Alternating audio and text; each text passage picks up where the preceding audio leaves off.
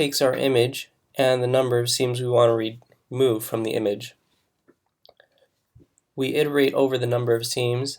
Every iteration we minimize the vertical cost. Minimize vertical cost will compute the gradients of every pixel in the image using the Sobel function.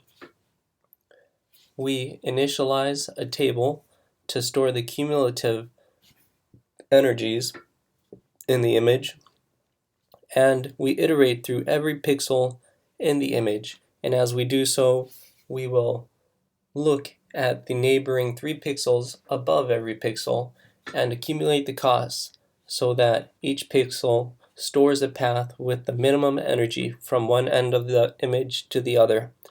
We return this cumulative energy, and in the next function that we call, which is add vertical seams, we will traverse this, the seams the cost that we computed from the minimum cost backwards. So we look at the last row, find the minimum cumulative cost, and go backwards, finding the minimum cost in the previous row until we reach the other end of the table.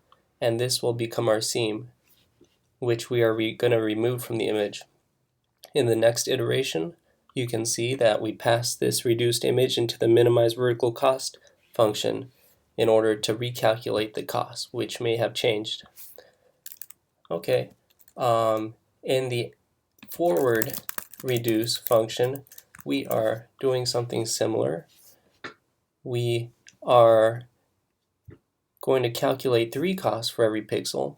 Now we need 3 costs because the removal of a pixel may also add energy back into the image depending on how the path of the pixel. So if we are removing a pixel vertically, it's going to form a new vertical border between 2 pixels, but a pixel along a diagonal will create 2 new borders between a pixel and its neighbors.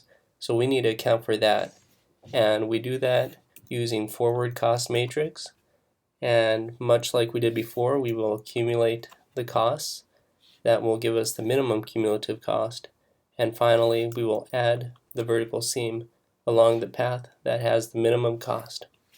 Finally, in a large image, we are going to duplicate the pixel along the seam by finding its average with its left and right neighbors and inserting it into the image while keeping the original pixel.